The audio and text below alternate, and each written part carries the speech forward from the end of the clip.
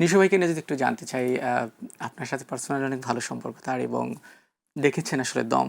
আমি তখন আসলে আপনার অনুভূতিটাও নিয়েছিলাম। সেটা একটু যদি নিশু ভাই সম্পর্কে আপনার কাছ থেকে একটু জানতে চাই। মিশু ভাই উনি আসলে একজন জাত অভিনেতা।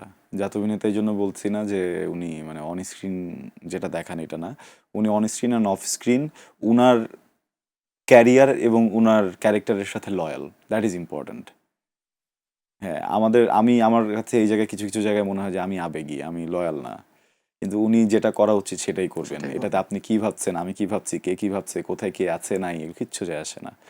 আমার মনে হয় যে একজন অভিনেতার এমন হওয়া উচিত।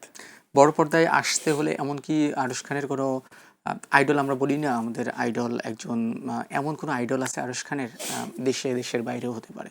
বড় পর্দায় আসলে আমি সব কিছুই করতে চাই। আমি সালমান শাহর মতো নায়কও হতে চাই, আবার আমি ফরিদি স্যারের মতো খলনায়ক হয়েও কাঁপাতে চাই। আমার বড় পর্দা নিয়ে কিন্তু এমন কোনো জটিলতা নাই যে গেলে আমাকে শুধু এটাই করতে হবে। কিন্তু হ্যাঁ, আমি যেই গল্পগুলোতে খলনায়ক করব, আমার খুব ইচ্ছা যে ওই গল্পগুলো আসলে লেখাই হবে খলনায়ককে নিয়ে। হ্যাঁ, আমি পজিটিভ অ্যান্ড নেগেটিভ সব ধরনের গল্পগুলোই করতে চাই।